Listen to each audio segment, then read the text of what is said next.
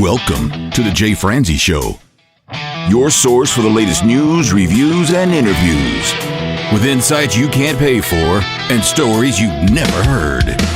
Just so I could piss right next to Tom Petty. Garth turned out to be the most loyal artist of all time. Smoked weed with Willie. That was the most surreal, pinky moment. So I knew I already had a strike against me. Now, here's your host, Jay Franzi and Tiffany Mason. And we are coming at you live. I am Jay Franzi, and with me tonight, the April to my Andy, my beautiful co-host, Miss Tiffany Mason. Good evening, Jay. If you are new to the show, this is your source for the latest news, reviews, and interviews. And if you would like to join in, comment, or fire off any questions, please head over to jfranzi.com.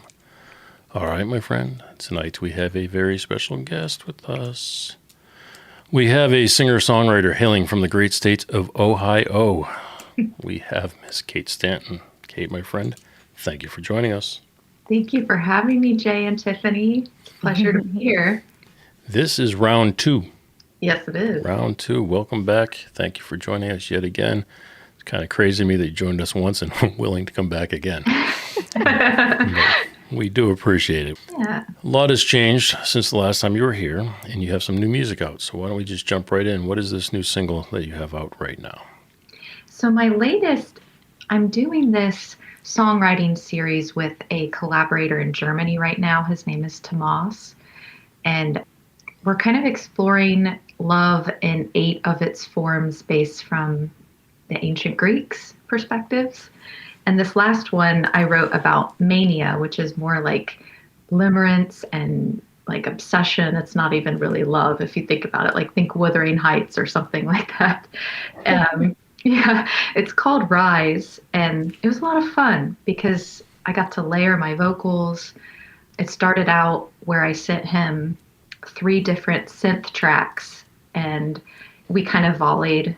I sent him the synth tracks, then he built an arrangement around it. And then once I got that arrangement, I just added probably like 10 different layers of vocals, and that was a lot of fun. My hope is that it's fun to listen to and its atmosphere. Let's just step back for a second. You mentioned Tomas being in Germany. Yes. So how do you come across Tomas to start working with him in the first place? Tomas did an amazing remix of a collaboration I did for FALM, which is February Album Writing Month. It's a songwriting contest I join in on every February. And he happened to remix a song I did. And, you know, there is a language barrier, but with translation tools and music being our language that we both communicate with, we just really hit it off musically. We like a lot of the same bands. He's very much inspired by soundtracks, and like he likes Hans Zimmer and he loves Kraftwerk, a lot of electronica and atmosphere-based stuff that we connected over. And then he enjoyed my voice and I enjoyed his production, and he's very professional. Like, he mixes and masters from his home studio, and he helps me when I have a production problem. So he's been good. We've been collaborating about a year now. Oh, wow. Yeah. So you mentioned a language barrier. So how do you communicate? I know there's translation tools, but what's the method that you guys use? We are kind of old school. It's all email. So yeah, I just hit that Google Translate and send so many audio files. And that's why I kind of said music is our shared language, because if I have an idea, I will just sing it and send it to him. Even if that singing is supposed to mimic a bass line or mimic drums and it sounds terrible, but you know, like, we can communicate musically very well. All right, what we're going to do is we're going to need you to go ahead and mimic some drums for us. Yeah, I know Michael Jackson, oh my goodness, but it gets the job done, right? So I'm assuming you don't speak any German. So does he speak English? Not a lot. And I went to Germany as a teenager. One of my best friends was a German exchange student. So I know a little German. I pretty much only remember curse words. Right? We're going to need a list of those, right? Oh, I can nail those now. And then last Christmas, I did learn a German Christmas song that we were able to collaborate on, which was challenging for me. But we just have to do the written emails and Google Translate, and then a lot of the music notes back and forth is pretty much how we communicate. All right. So the communication, like you said, is through email. You're using your translation tools. But now when it comes to music, yes, you might hum some parts, or you might even hum some rhythm parts. What is the actual writing process like? Because I know you write songs, but he's producing them and doing the production. So how does that come together for the two of you? So we share a Dropbox folder or just Google Drive, and I am kind of one of those people that I'm sure many musicians are this way, but when you're in the zone and you're writing song after song, you just kind of upload, and maybe one of them out of 10 is a gem. The rest are garbage. Sometimes fertilizer for the good stuff, but sometimes just, yeah, what was I thinking with that? But if he resonates with something, and usually maybe a week, sometimes under 24 hours, he'll turn around something, he'll say, what do you think of this? And I'll listen to him like, okay, well, he liked this one because this sounds really cool what he's added to it and stuff. So, and then other times it's like almost 90% produced by me in Logic, and I send it and he just adds maybe some drums or mixes and masters it. So it's... Okay, let's talk about that for a second. You talk about you have your own production studio at your home. And you have the ability to play and to record yourself, not only your vocal, but some baseline of instrumentation. So how much of that do you do before you give it to him? And then how much does he add to that? So these Love and 8 Forms, the recent ones, almost everything other than vocal and piano are his arrangements, the bass line. He's really good with rhythm, and I really appreciate his drums and bass arrangements in particular. The vocal layering are things that I send him, but almost all of these song sketches were chord progressions I sketched out on the piano first. So you're coming up with the actual chord changes and the melody, and then he's producing the instrumentation around it. Yes, yeah, the arrangements, yeah. Okay, so when he's doing that, do you know what kind of software he's using? I believe he has Cubase. Actually, I know he has Cubase. So you're sending the actual waveforms, and then he's importing them into his system. Yeah. And like for the synth song for Rise, I sent the MIDI files, and then he kind of does his thing. Okay, so you had MIDI files that you used as well, and he was able to import those into Cubase and then work around that as well. And then I'm assuming that he's programming drum parts and putting everything together. Exactly. I mean, it sounds really, really nice, modern, and full. So Thank you. It's not like by programming something, it's lacking anything. A lot of people think when you program something, you're lacking the real musician performing that part. But I think in this type of music, especially that whole atmospheric feel to it, that the programmed music is expected. Yeah. So you're able to do that with just the two of you, which is very impressive. Thank you. But let's step back for a second. So when you're writing lyrics and the melodies, how long is that process taken for you? I mean, I write every day. I journal every day, and then my journaling usually becomes my lyrics. I just have to put it into some kind of structure. And usually I'll just sit down either here with my keyboard or with my piano upstairs and choose a topic. Like for this, it was easy because I chose the Greek forms of love before I started writing the songs. And then I would sit down and kind of decide what kind of chord progression and vibe I want to go for, and then start sketching out the lyrics. And then usually less than a day for lyrics, and then a lot of tweaking when I'm then working on the melody. Right. Yeah, lots of tweaking. I always find that like writing the foundation of lyrics isn't really the hard part. It's when you're trying to put it together with either a chord progression or a melody, and you're like, okay, well, this no longer works. Yeah, and the prosody that you thought when you were writing it doesn't work so well when you're singing it. You know, like you gotta have some rhyme and Right. Oh, I got one less syllable here. Okay. yeah, that word sounds terrible. Yeah. Well, who can sing that word? It's great on paper, but who can sing that? Yeah. No, I understand all that stuff. So, how many songs have you done with Tomas at this point? Oh goodness.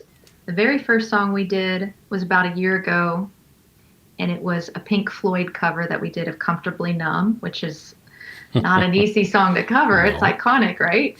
But we kind of did a whole dream pop. Real quick, just tangent off of that. How well was it received? It's been played on Long Island Night Radio for their covers night a lot. So, and I've been getting good feedback. But there are purists that is like the best guitar solo of all time. I'm not trying to like make any.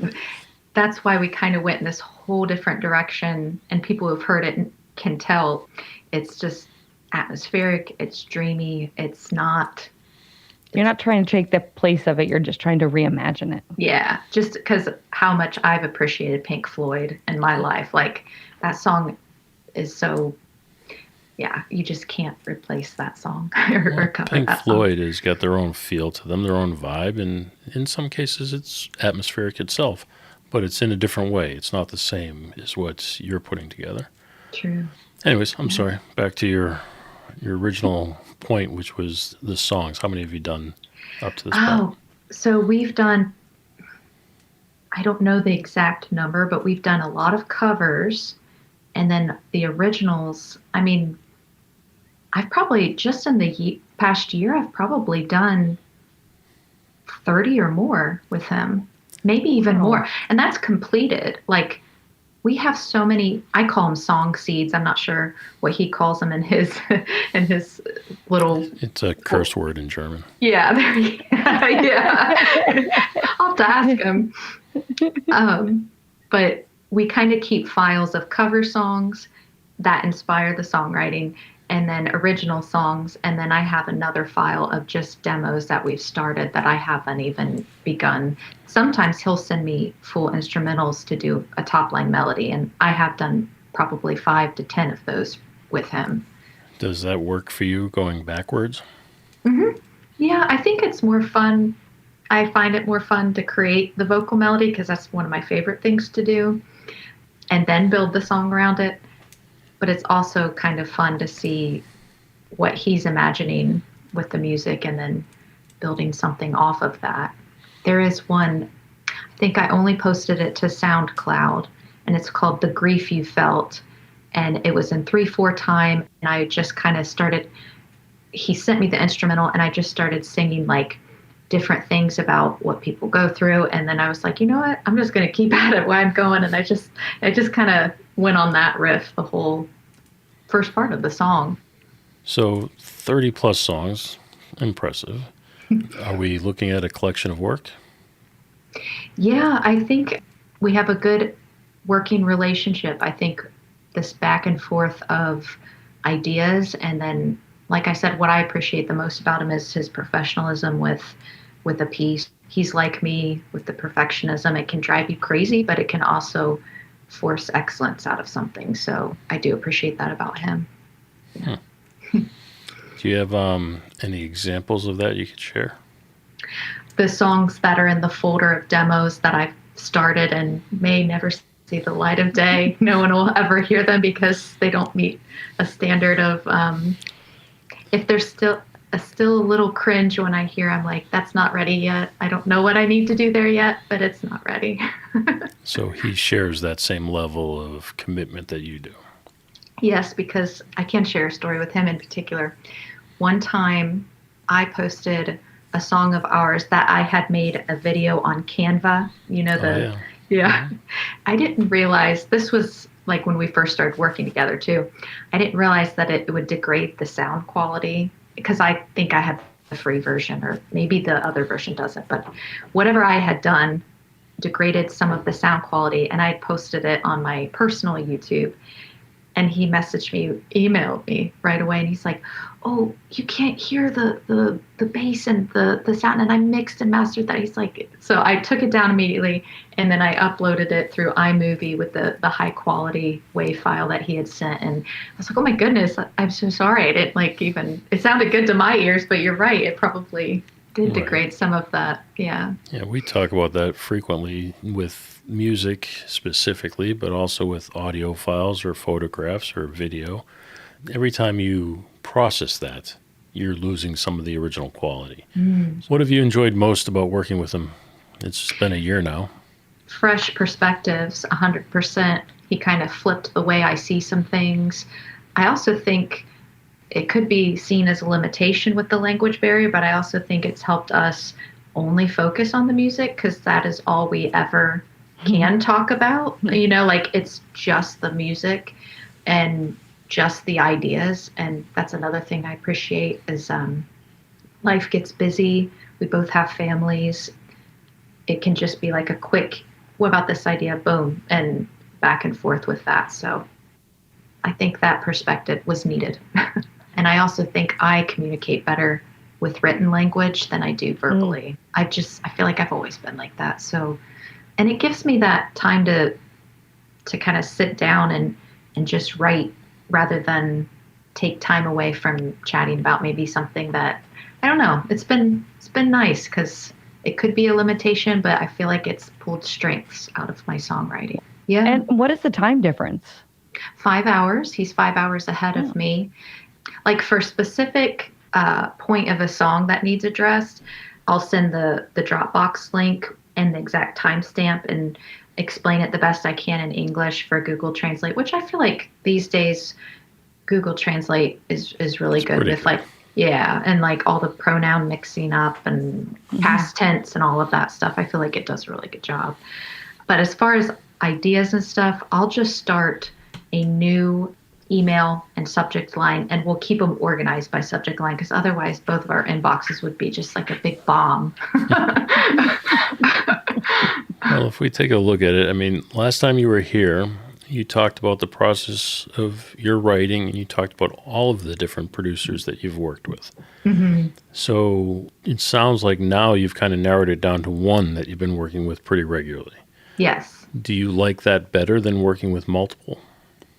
I think that I have built a trusting professional relationship that I would like to maintain. So yeah, because I think that gets harder with time and other things. Like, and at the end of the day, don't you think that the music industry is about relationships and trusting someone with your baby? Like, this is my song, and I trust that he's not going to just like release it on his own or take an idea or something. So I think that is where I'm at now. Yeah. Good point. It's got to be different than working with a group of different producers, because you never know what their commitment level is, where if you have one that you work with on a regular basis, you guys can develop a relationship that leads to deeper and deeper songs. Yeah. So I like the fact that you're doing that, and I think you can hear a difference in the songs from even when you were here, what was it, about a year and a half, 2 years ago now, to what you've come up with now. It's a different level of song. To me, it seems to be a step up. So thank you. I think I was experimenting a lot and trying to find my place in original music, because it's one thing to cover all the cover songs I've done, but when you're writing something original, it can be, it's a lot of experimenting on who you are and what your sound is and how your voice should be. And I think I needed to explore. Can you tell me, what is atmospheric music? I define atmospheric music as music that kind of creates a vibe, just like a feeling. Think David Lynch in music, something that just may not always make sense, but it makes you feel something and is more an emphasis on mood than maybe fancy ornamentation or something, just like a vibe. Okay. Instrumentation, synthesizers, pads, kind of an eerie feel to it. Yeah. Okay. You worked on a song called A Friend with him as well. Yes. Can you tell us a little bit about that song? That one I experimented a lot with a different style of singing. That one was really fun because I was singing at a quicker tempo and I was kind of playing with rhythm, and I was exploring philia, a Greek form of love and friendship from Aristotle. I thought that was fun to research that and then kind of make a fun pop song out of it. And then he added, that was just piano for me. It was kind of like the beginning, I'm just kind of singing the notes on piano. And I kept the bird song. I had really loud birds outside of my window, and I was recording that, and we kind of kept that in the mix. I thought that was fun. And then I sent it to him, and he added all the fun guitar and the build-up in the studio. It's kind of a slow burn, and then it just kind of takes off in the chorus. So, yeah. Well, can you elaborate a little bit more on the lyrics? That is 100% about feeling like I was thinking of Samwise Gamgee from The Lord of the Rings and how nice it would be to have a friend like that. And just like when I think of friendship, love, I think of Sam, and I think of like Don Quixote and Sancho Panza, and I think of Link and Navi, and I think of these sidekicks that friend will go with you through anything. And it's what I was inspired by with the lyrics. That's what I kept visualizing, is like Sam at the top of Mount Doom and just saying, no, I can carry you. Of like, how awesome would it be? I just need a friend like this. Do you find it to be difficult for you to do that? I think that is kind of where I'm at right now too, because I can't possibly experience everything in life to write about. Like, I don't understand how the Taylor Swifts of the world have so much going on that they can write. I mean, I don't have that many relationships in my life. Dating more. And it's like, I like what you said, Jay, because you can take a shred of truth from your own life and you expand upon it, whether it's through books. Books have been a big inspiration for me as of late. But like a friend, I did pull from a betrayal wound from a long time ago. And it's kind of a dream about having a loyal friend like Sam from Lord of the Rings. I mean, it sounds a little geeky, but that's really what it is. I don't think there's anything wrong with that. No. I mean, I've done some of that recently. I was talking to a young girl the other day, and she was talking about the struggles she has viewing the world the way it is today and the challenges that politically, the way things are going. Mm-hmm. So I wrote a song from her point of view, and it didn't feel any harder than writing it from my point of view. I just had to think of what she was going through. But I had to know what she was going through in order to make that happen. Like, I didn't just sit down and say, I'm going to write a song about this. Mm-hmm. I had to know somebody's story, and I had to see the struggle she was going through, and I think it was that emotion that made it happen.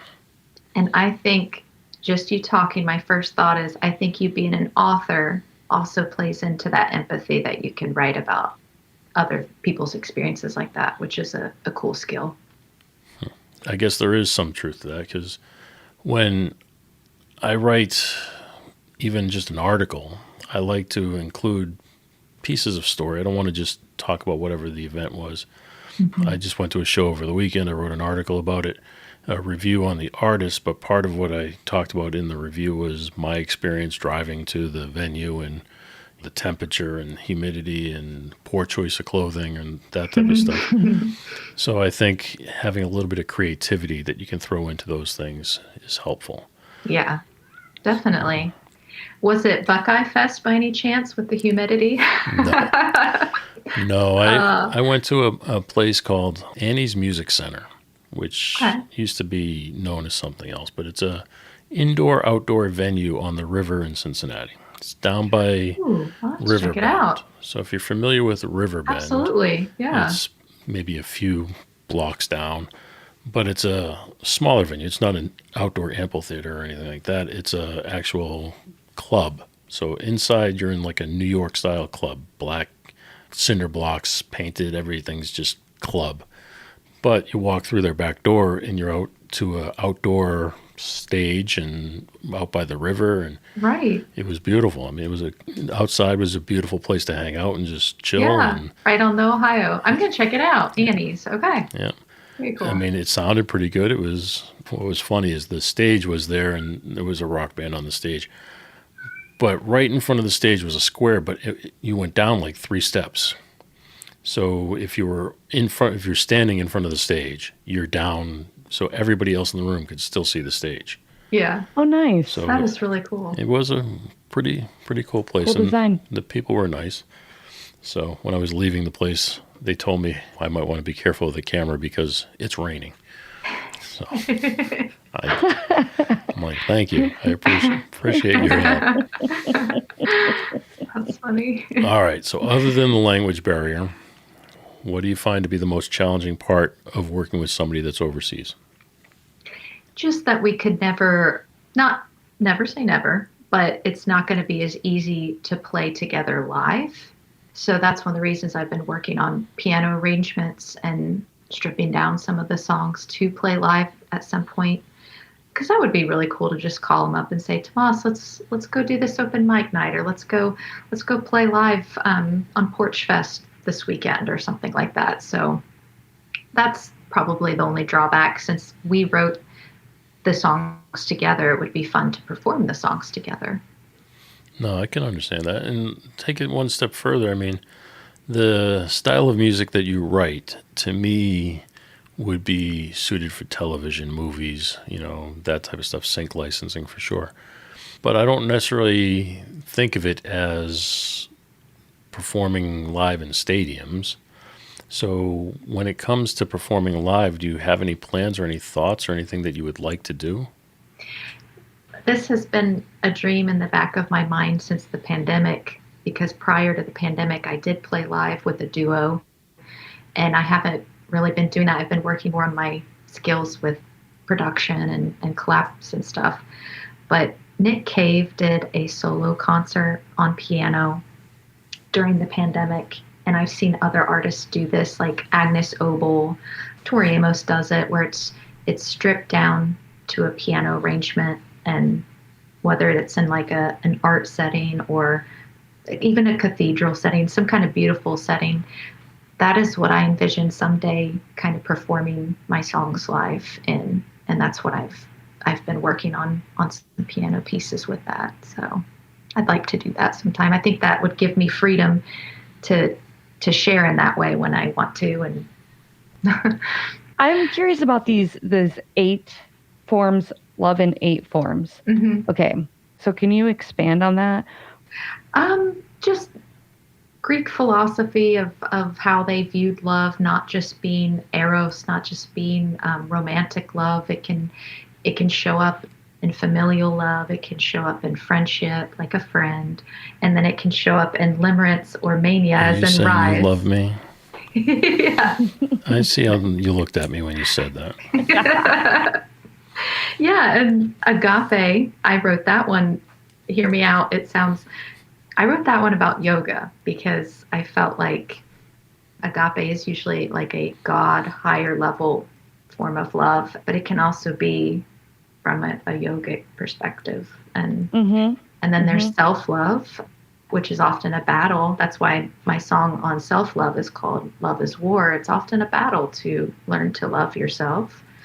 But just love in 8 forms. It's not just what you think with like The Notebook or Titanic or something like that. It's love is more complicated than just one thing. 2 things can be true at once, and in this way, 8 things in life can be true at once. Who approached who with the idea? Me. I approached Tomas. I actually asked him, I sent him, my very first demo was Love is War, not When We Bend. When We Bend, I actually wrote, when I was doing yoga, I wrote it to yoga poses. But so I sent Love is War, which was a piano pop song. And I said, this song made me decide that I think I need to expand and give myself permission to have these topics to write about. And I said, are you interested? And he's like, yeah, of course. So, and he sent some ideas for some of them which we're about halfway through. Well, we are halfway through, but I haven't decided on one song out of the 4 remaining if I want to use. I have 2 ideas for one of them, so I'm still deciding. Well, let's talk about that now. Let's go ahead and hash it out and make that decision for you. Him being in Germany and you being here, has he exposed you to an instrument that you've not heard of, or a style, or, is there something that you've learned from him instrumentally or musically that he's shared with you? I do like his percussion ideas because I grew up always admiring my brother, who is a really good drummer, and I always dreamt of like maybe performing with my brother someday. And is that why you beatbox? Yeah, try to beatbox. I really can't, but I'm a wannabe drummer. Boots and cats, boots and cats, boots and cats. He adds really neat percussion. Like, we both love Tears for Fears. We did a Mad World cover, and in the final mix, he added like a rain stick. And I was like, I have not heard one of those since Natural Wonders in the mall when I was a teenager. Right. And then for Love is War, he added, I'm kind of doing this thing in my voice in the chorus, like, love is, like kind of a Cranberries wannabe thing. And he added this percussion that sounds like a little bit of war drum percussion, which I thought was really cool. So I've learned from him that he can be very creative. He does play off my lyrics. He can be very creative with that. Yeah. Like, I do a little series called Music and Musings with my friend Anna Maria. She's a classical concert pianist, and we kind of pick a research topic and we explore it. And I feel like that's what Tomas and I did with these 8 songs.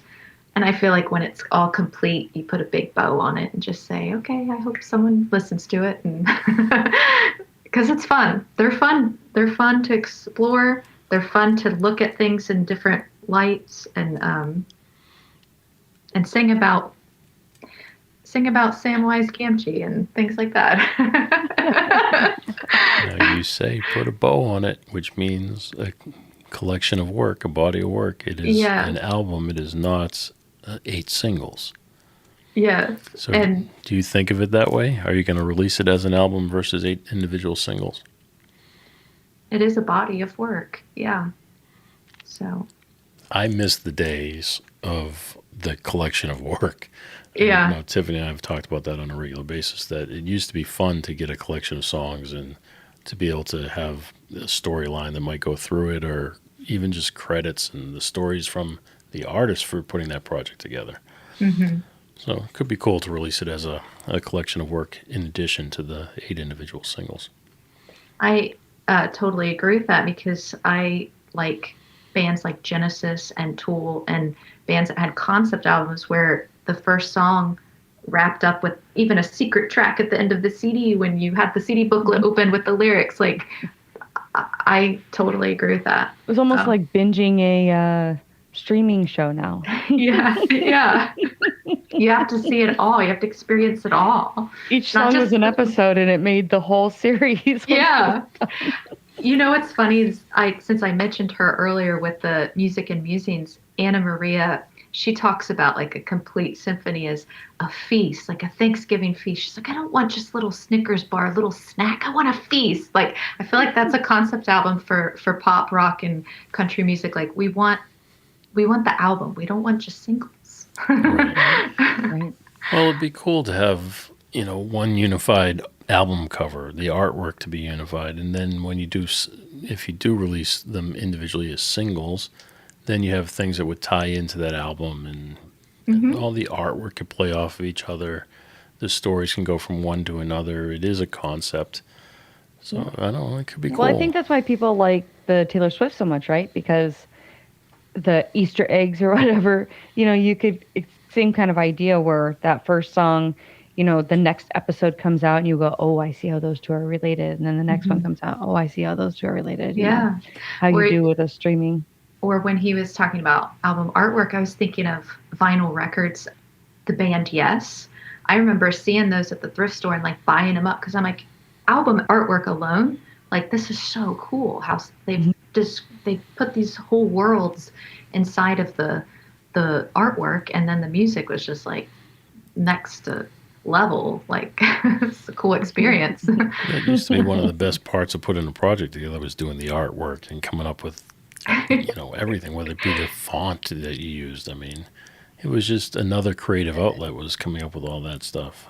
Yeah. Photo shoots, artwork. Good old days. Yes. Yeah. Good old Maybe days. we'll return to that with AI and all the changes, and maybe we will have a return to where people want like real art and real artisans making the music and crafting the songs. And Well, I don't know if you've noticed, but artists have been releasing CDs again. I think that's awesome. I would prefer that. I would prefer you start releasing CDs again. For one, that's how you make money. You're selling a physical product, so at least make some money off of it. But for two, it's good to hold something in your hand. I mean, I can't hold Spotify. I mean, other than holding my phone, those songs are gone the second I listen to them. And so many artists I grew up listening to, I would buy the CD and follow along with the lyrics. And then I would know what they're singing about. Or if it's deep in metaphor, like some of the Tory songs, I'm like, what is she talking about? But, you'd at least try. You'd be like, wow, that's Now you what just this ask song is. AI, what's the song about? Yeah. No, I want to figure out what I think it's about. Yeah. My storyline. Yeah. Well, you were here once before, so we give you the opportunity to thank somebody who's worked behind the scenes or supported you along the way. You have anybody you'd like to thank this time around? I always want to thank Jeff Panzer for promoting my music and helping me out. I want to thank Tomas for the awesome collaborations, and you guys for having me on here. I really appreciate our time together. It's fun. That's awesome. All right, folks, well, we have done it. We have reached the top of the hour, which does mean we have reached the end of the show. And if you've enjoyed the show, please tell a friend. And Miss Tiffany, if you have not, Tell two. you can reach out to all three of us tonight over at jfrenzy.com. We will be happy to keep this or any other conversation going. And Miss Kate, as we say, we cannot thank you enough for joining us tonight. We would like to leave the final words to you. Thank you for listening to my music and supporting my dreams. And I hope you'll listen on YouTube, Kate Stanton Sings, and all my music's on Spotify or wherever you stream. Thanks for having me. On that note, folks, have a good night. All right, before we go, you mind if we do a few shout-outs? Please. First of all, previous guest of the show, as we keep saying tonight, it seems to be a theme. The High Mountain Breezes. They are celebrating the 50th anniversary of Cats in the Cradle. They have just released a new documentary. Jason Chapman and the teams together have released a documentary. That documentary is out now in limited run in theaters, so if you do have the opportunity to see it, please go check it out. I'm sure it'll be on all of the streaming services after this, but if you would like to see it in a theater, now is the time. And they have their tribute music video on their website, and you can go check that out. At the end, there is a QR code. Scan it, and it will tell you all about his charity, Why Hunger. Just kind of cool that his legacy lives on through the music, and now it lives on through his charity as well. So go check those two things out and learn a little bit more. Very cool. Also like to shout out Mr. Ray, Mr. Vaughn Ray, guest numero uno of the show. Ground zero or ground one. I don't know. Ground one. I know. I thought about that too. I don't know either. Ground one. Vaughn Ray. Just amazing guy. And also owner of VR Knives. If you need a knife, check out Vaughn Ray. Why not? Mm-hmm. And then let's just go ahead and shout out a few crew members. Miss Kathy, thank you for being here all the time. We truly do appreciate you. Mr. Mark Battalato, we appreciate you being here as well. Is my mom crew member 1 or crew member 0? If we're talking about I mean, if we were going to go that route, I would say... George, you're fired. You had George, you had Kenny. I don't know. Caden. Okay, she's got to be uno, dos, tres, cuatro. She's got to be cuatro. In the top 5 for sure. Okay. In my mind, Miss Kathy, you're still number 1. Oh, dang. Anyways. Get a room. Okay. Miss Kathy, Mr. Mark Bottolato, and of course, the question of the day, James. Whoa, whoa, whoa, whoa. Really? Let's not ever do that again.